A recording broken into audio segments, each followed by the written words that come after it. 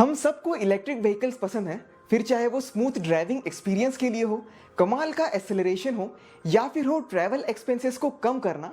इसके electric motor और कई सारी कनेक्टेड टेक्नोलॉजीज इस मजे को और दुगना कर देती हैं। बट इतने सारे अपसाइड्स होने के बावजूद भी ईवीज का सबसे बड़ा लिमिटिंग फैक्टर जो कि इसका वाइड अडॉप्शन होने नहीं देता वो है इसकी रेंज। अगर हम हमारे इंडिया की सड़कों को देखें, स्पेसिफिकली सिटीज में, तो वहां पर पार्किंग के लिए इतनी जगह ही नहीं होती है कि हम ढंग से गाड़ियों को लगा सकें, तो चार्जिंग स्टेशन को इंस्टॉल करना तो दूर की बात है। अब अगर मैं कहूं कि आपको अपनी इलेक्ट्रिक व्हीकल्स की बैटरीज को चार्ज करने की जरूरत नहीं पड़ेगी, साथ ही जब आप अपनी नई इलेक्ट्रिक व्हीकल लेंगे तो आपको उसकी बैटरी लेने की जरूरत नहीं है। जी हाँ दोस्तों, आप सही सुन रहे हैं, और क्या पता आप में से कुछ लोगों ने इसके बारे में सुना भी हो। मुझे पर्सनली ऐसा लगता है कि आगे चल के स्पेसिफिकली सिटीज में इसका काफी ज्यादा एडॉप्शन होगा। तो फ्रेंड्स, मैं हूं पार्थ पटेल, आप देख रहे हैं इलेक्ट्रीफाई इंडिया, तो लेट्स इलेक्ट्रीफाई।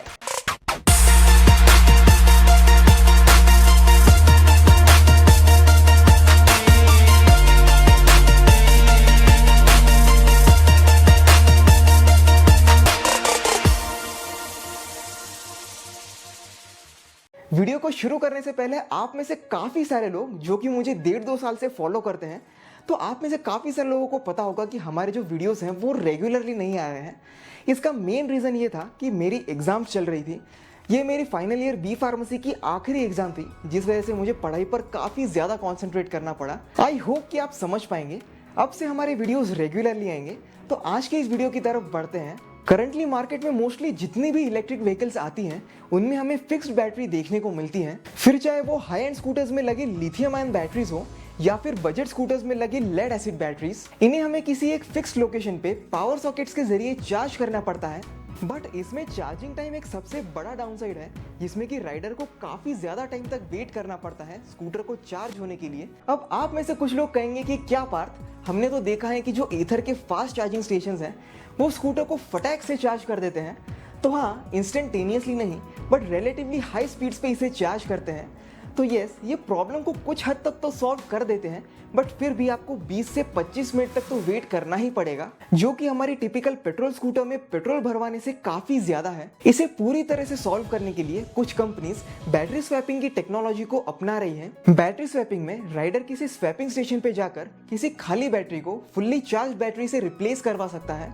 इस मेथड में आपको बैटरी को निकालकर चार्ज करने का भी ऑप्शन मिलता है, जो कि काफ़ी कन्वीनियंट है उन लोगों के लिए जो कि हाई राइज अपार्टमेंट्स में रहते हैं। वो अपने पार्किंग स्पेस में चार्जर नहीं लगवा सकते। साथ ही ये उन लोगों के लिए भी काफ़ी अच्छा है जो कि अपनी गाड़ियों को कंटिन्यूसली चलाते हैं और उनके पास चार्जिंग करने के लिए उतना टाइम ही नहीं होता है। For example delivery Riders. And cherry on the cake, आपको अपनी व्हीकल की लाइफ टाइम में कभी भी अलग से बैटरी रिप्लेस करवाने की ज़रूरत नहीं पड़ेगी। साथ ही ये जो टोटल ओनरशिप कॉस्ट है उसको भी ये कम करने में काफ़ी हेल्प करेगा। बैटरी स्वैपिंग जनरली 2 व्हीलर्स और 3 व्हीलर्स में ही यूज़ की जाती है, जिसमें कि छोटी बैटरी होने के कारण इसे इजीली स्वैप किया जा सकता है। कार्स में भी ये टेक्नोलॉजी आई है, जहां पर करंटली ये इंडिया के बाहर ही चल रही है, स्पेशली चाइना में, जहां पर नियो एक ऐसी इलेक्ट्रिक व्हीकल कंपनी है जो कि अपने खुद के ऑटोमेटेड बैटरी स्वैपिंग स्टेशंस लगाती है। ये दिखने में तो एक छोटे से गैराज की तरह होते हैं, बट इंडिया में इसका इम्प्लीमेंटेशन मुझे नहीं लगता कि ये हो पाएगा, ना सिर्फ जगह की कमी के कारण बल्कि और कई सारी रीजंस की वजह से। करंटली इंडिया में लोग मेनली 3 रीजंस की वजह से इलेक्ट्रिक व्हीकल्स नहीं ले रहे हैं।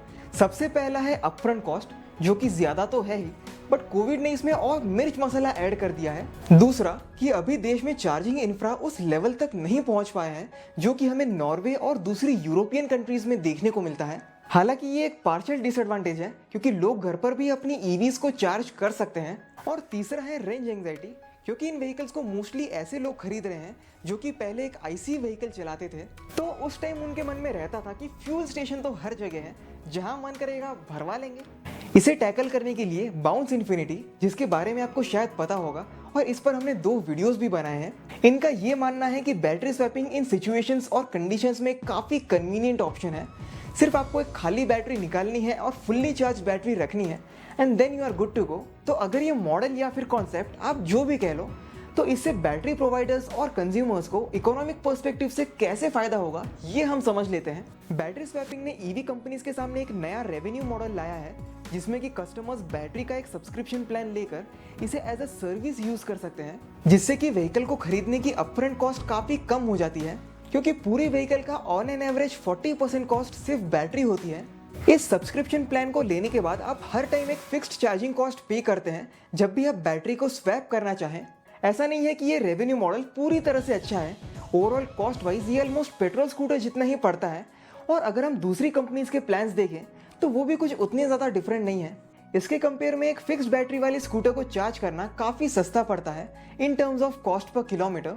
इनिशियली हमें इसकी कॉस्ट काफ़ी ज़्यादा देखने को मिल रही है, बट इवेंचुअली ये इकोनॉमीज ऑफ स्केल और नई बैटरी टेक्नोलॉजीज जैसे कि solid state batteries, sodium ion batteries and specially aluminium air batteries इस रेवेन्यू मॉडल को सूट करती हैं। बट ये बैटरी रिचार्जेबल नहीं है, जो कि इसका सबसे बड़ा डाउनसाइड है। हालांकि इसके अलावा भी हम इसका रेवेन्यू मॉडल एक अलग तरीके से क्रिएट कर सकते हैं।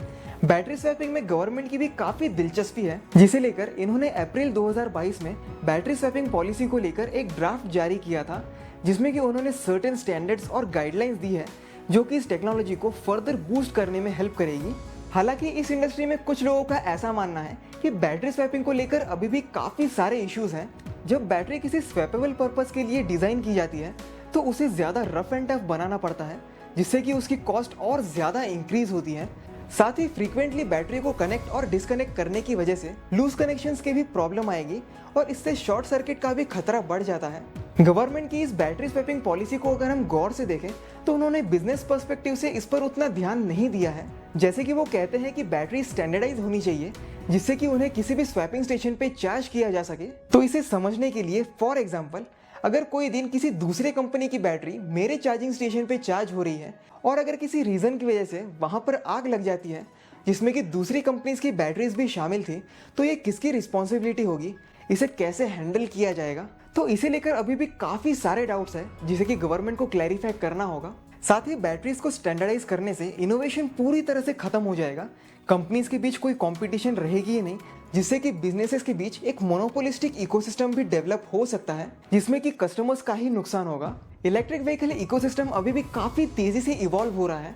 आप किसके साथ हैं, बैटरी चार्जिंग या बैटरी स्वैपिंग? कमेंट्स में ज़रूर बताना। तो दोस्तों, मैं उम्मीद करता हूँ कि आपको वीडियो पसंद आया होगा। अगर पसंद आया है तो वीडियो को लाइक कीजिए, चैनल को सब्सक्राइब कीजिए, जिससे कि आपको ऐसे ही इलेक्ट्रिक व्हीकल से रिलेटेड वीडियोस मिलती रहे हिंदी में। सो फ्रेंड्स, मैं हूँ पार्थ पटेल। जय हिंद, वंदे मातरम।